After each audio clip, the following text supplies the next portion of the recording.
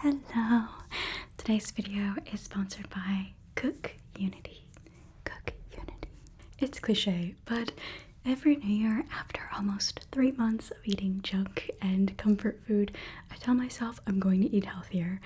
But it feels pretty quickly when I lose my motivation to find healthy dinner ideas. Which is why I turned to Cook Unity, the world's first chef-to-you meal delivery service. Every week, I get to choose from hundreds of fresh, ready-to-enjoy meals crafted by award-winning chefs from top restaurants. Meals arrive fresh, never frozen, in sustainable packaging, designed to support a wide range of dietary lifestyles. You can choose from over 25 dietary filters, including keto, vegan, paleo, carb smart, or the new fitness fuel menu. This menu is curated by a sports dietitian. They have over 30 grams of protein, complex carbs, healthy fats, and are designed to support energy, endurance, and recovery. These delivered fresh, never frozen meals can be ready in minutes or around 15 to 20 if you prefer to use the oven like me. Here you can see me baking my gourmet meal of Marry Me Beans by Chef Nahika Hillary in the oven and enjoying it knowing it's delicious and healthy and I don't have the hassle of cooking or prep. Try them out yourself. Scan the QR code or click the link below and use my code AmyK50 at checkout to get 50% off your first order of Cook Unity meals. Thank you to Cook Unity for sponsoring this video, and let's get on to it.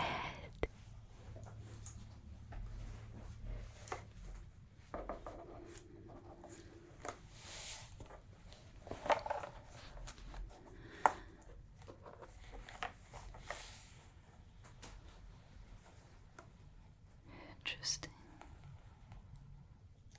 They were like, this is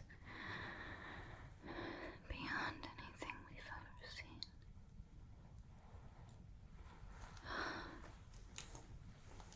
So interesting. It's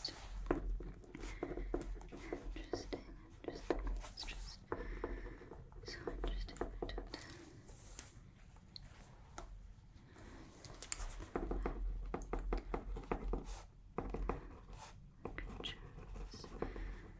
Something so different about it.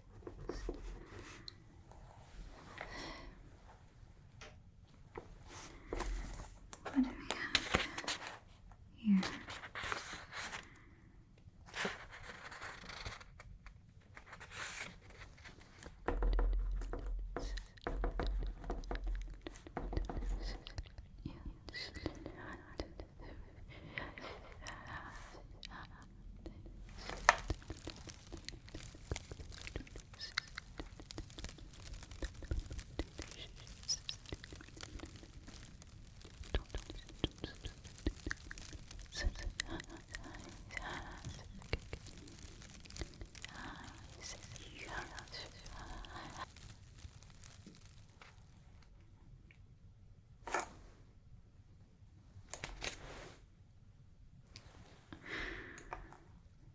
Where was I?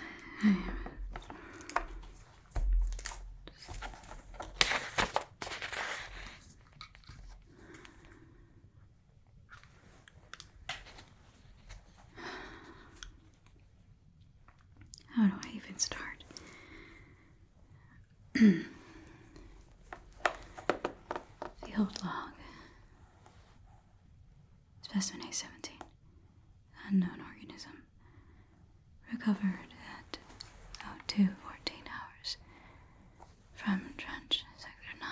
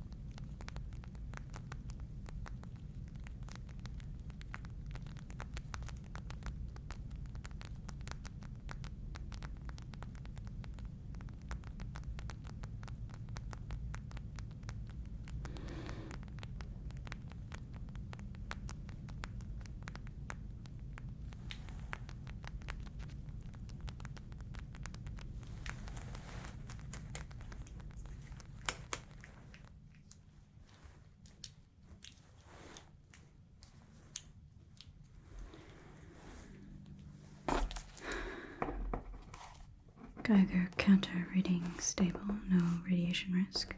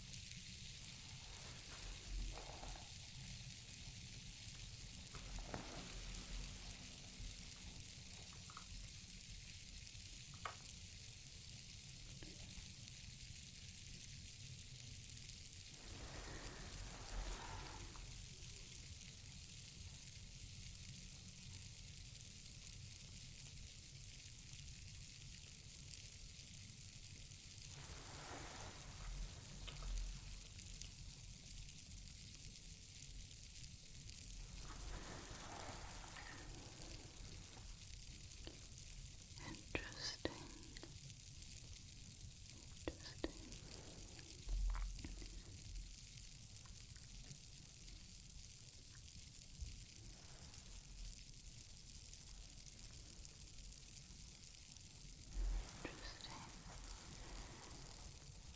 Very interesting.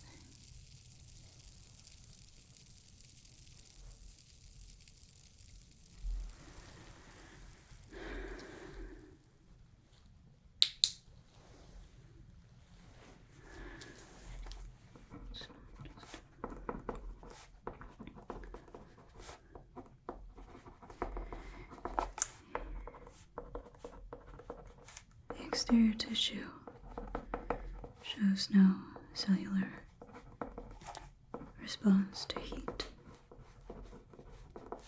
No pulse or respiration detected. Visual observations. External morphology suggests Piscean ancestry, though several deviations are present. Multiple ocular clusters. Limb-like tentacles extending along the ventral line. I will provide further analysis. Surface is coated in a tar-like exudate, necrotic in appearance.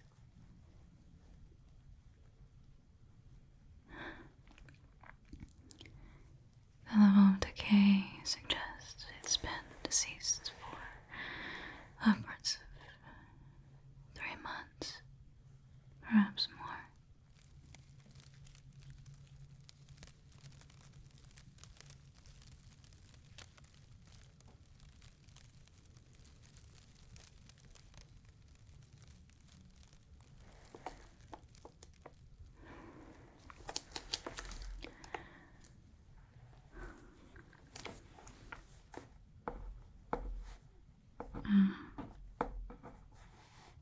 The level of decay suggests it's been deceased for upwards of 3 months, perhaps more.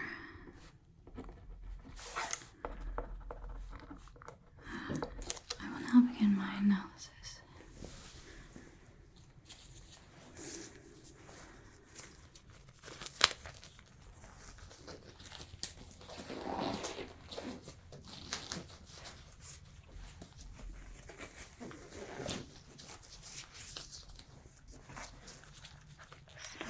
measuring.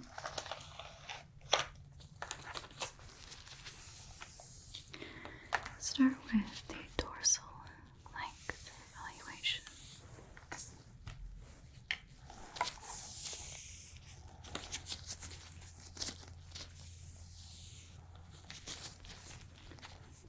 Beginning at cranial ridge, aligning tape to terminus.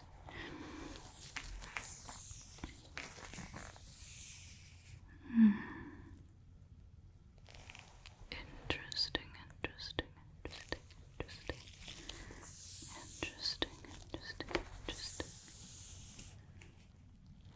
Width across the primary torso. 22 centimeters.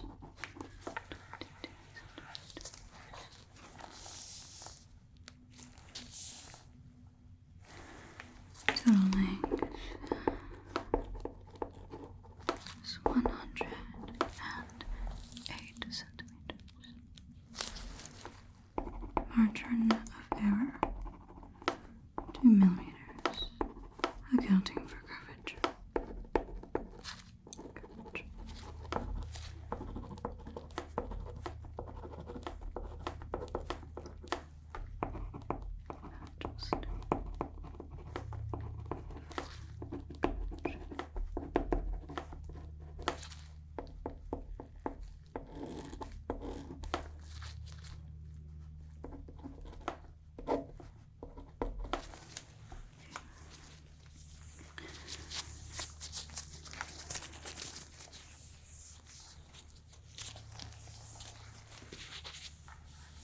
Ventral expansion broadens unexpectedly, nearly 35 centimeters at the midsection.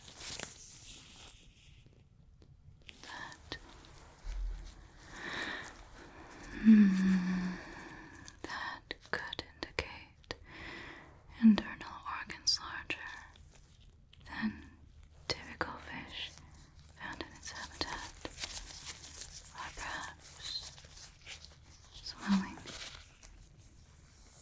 possibly post-mortem gas buildup. No, there's no odor or distension fractures, meaning it couldn't possibly be gas, or at least not quite as likely. It has to be something else. We won't know until we move to dissection at a later date. Gas buildup. Let's continue measuring. There's tentacle span from base to tip. There are 1, 2, 3, 4, 5. Once again, for accuracy, there are 1, 2, 3, 4, 5. Let's measure again here. 59 centimeters on the longest extension.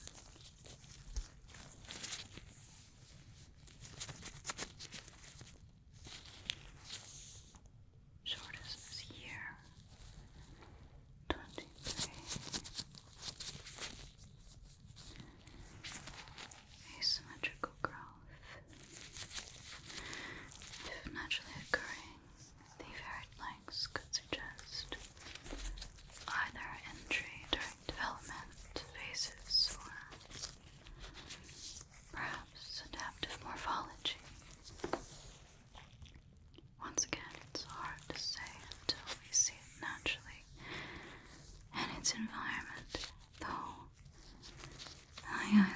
assume these to be deformatives.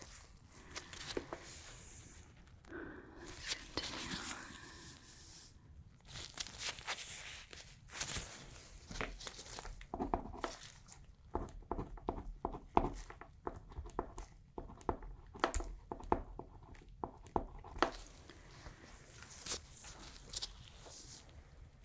The circumference at gill region,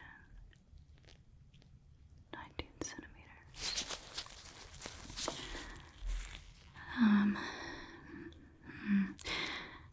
I cannot detect normal gill separation. Plates are fused, perhaps an evolutionary response to pressure, sealing the respiratory system.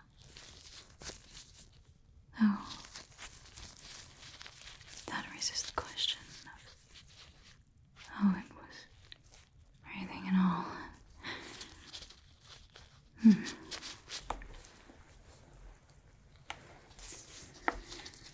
Gill separation.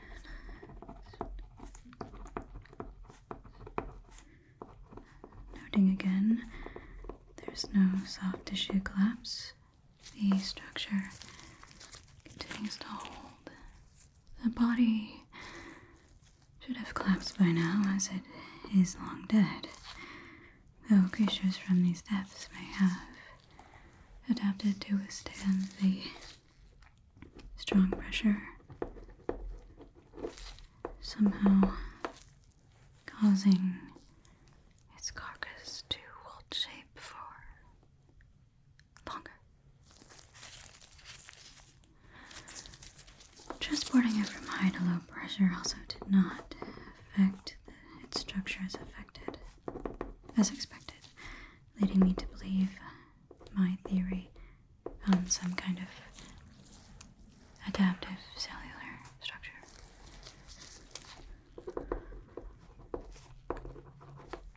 Interesting.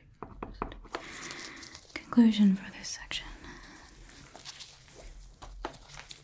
The creature has mutated from its original state, from what I believe, IMH, based on the measurements, growths, and things. Structural measurements indicate life support for a creature much more active than what I'm seeing here. We will need to monitor how it deteriorates closely over time.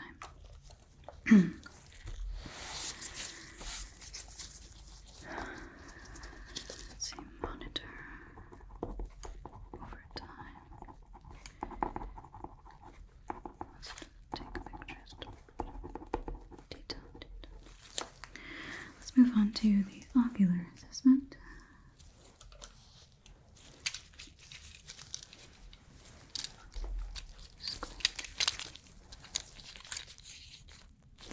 Let's count first. Let's see. 1, 2, 3, 4, 5, 6, 7, 8, 9. Visible eye clusters. Again for accuracy. 1, 2, 3, 4, 5, 6, 7, 8, 9. Visible eye clusters. 1 primarily along the frontal ridge. 3 smaller nodes grouped laterally on each side. 1, 2, 3, 1, 2, 3, 1, 2, 3, 2, 3. And 2 embedded deeper along the cranial plate.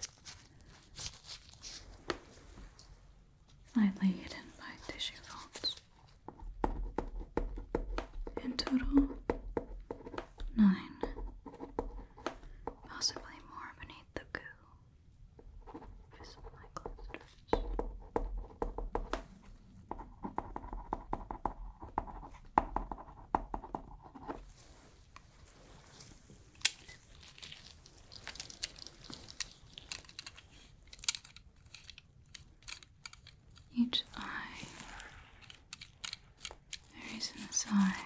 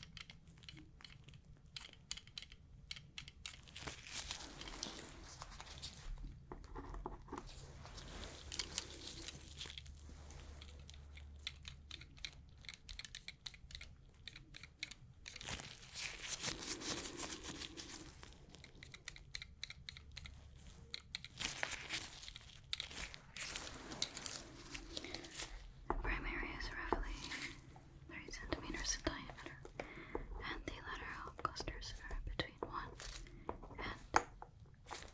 and 1 and second, between 1 and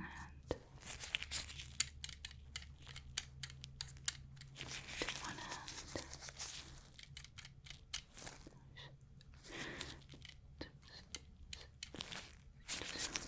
between 1 and 1.5.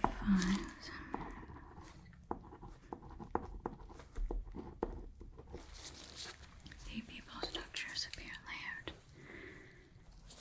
concentric rings rather than a single aperture. Yes, just as I thought. Exactly as I thought. That is indeed the case. Interesting. So interesting. Interesting.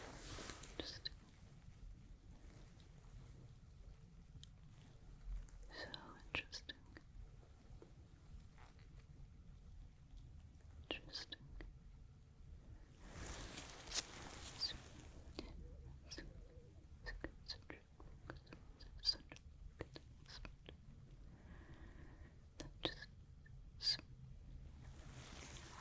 Simplies. No, that can't be. That makes no sense. I've seen such or such. It must imply adaptation to multiple light depths, or simultaneous directional perception.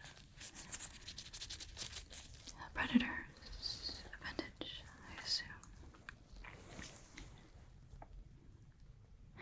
I notice a faint reaction. Bioluminescent traces in these scales, but also in the sclera. Mild bluish glow.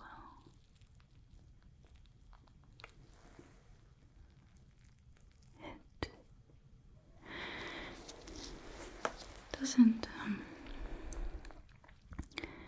I don't believe it to be defensive, but at the same time, most likely not aggressive.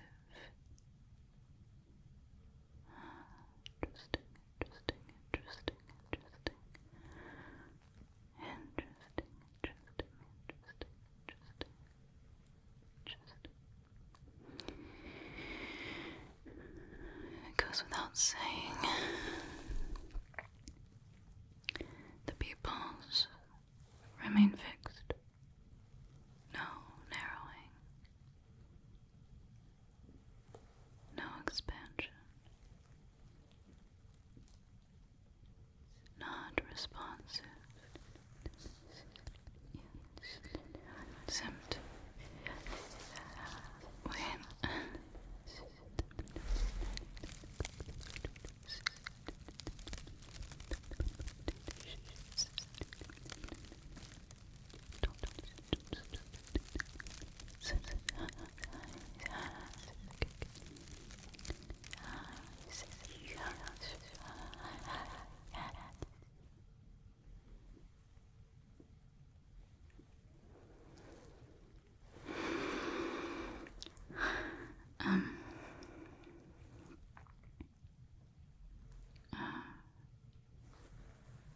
there's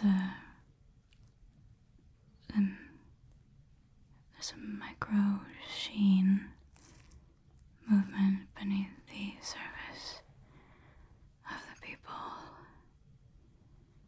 Not muscular twitching. My guess is some fluid displacement from decomposition.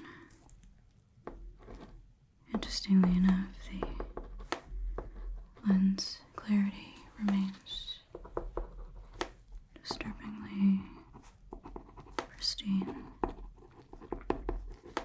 No clouding that I can see. Again, perhaps adaptations are delaying the decomposition in certain areas.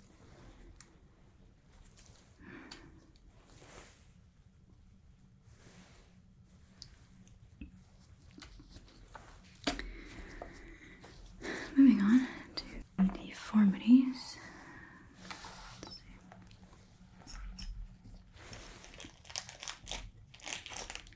From what I noticed, there are multiple scar lines that radiate outward from the ventral cavity. Perhaps predator tears or pressure-induced cracking of some kind.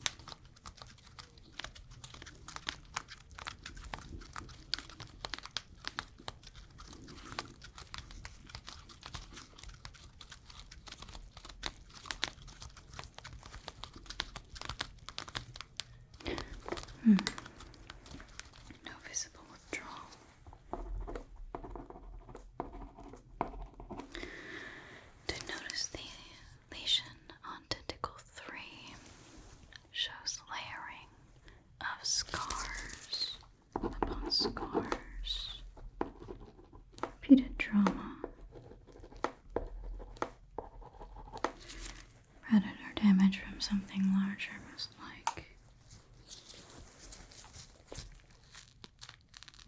No, no, no. If something larger attacked, there would be bite patterns, of which I see none. The damage must be environmental.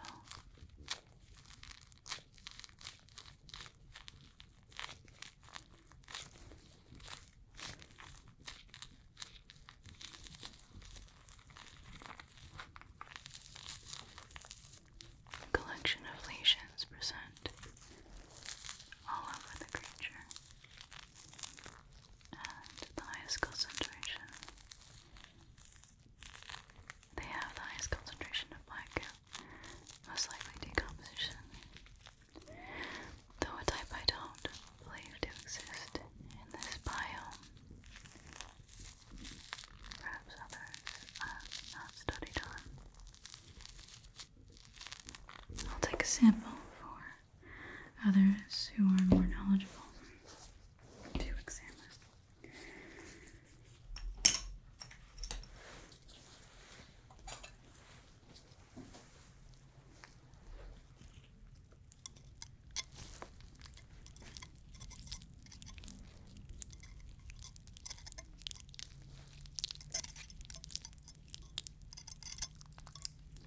I will do my best to collect a sample of the surface secretion. That's not working there. Let's see. Here, this lesion here.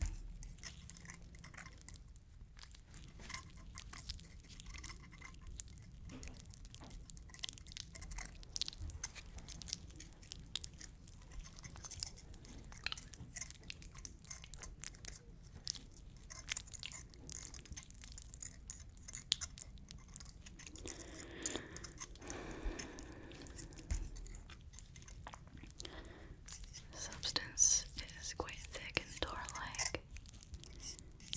It resists separation. There's an adhesive elasticity. Adhesive elasticity.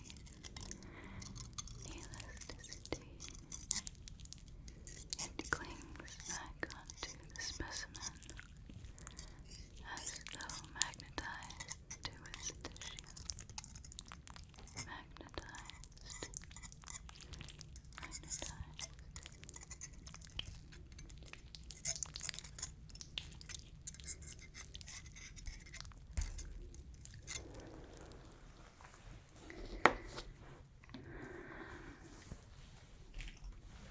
The millimeters have been collected. Holding it to the light, it's black, opaque, not reflective. More like light is being swallowed rather than bouncing.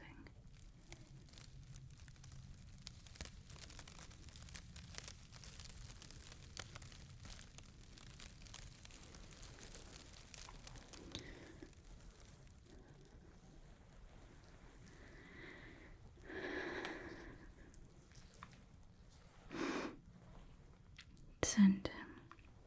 The scent is absent. I will attempt to localize a surface cleanse so I may examine the lesions closer. I will introduce a neutralizing solution.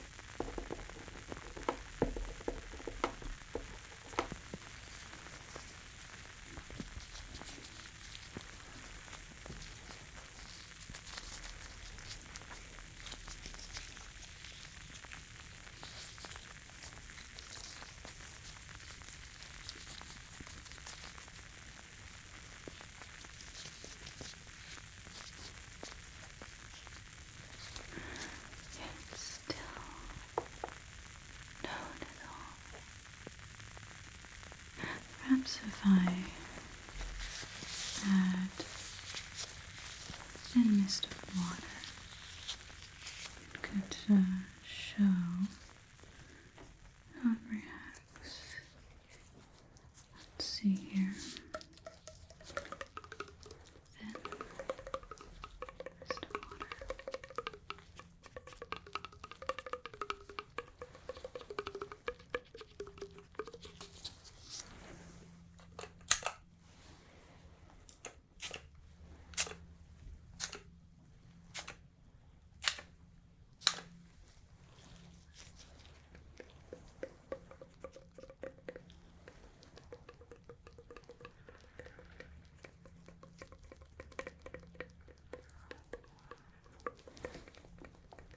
Interesting.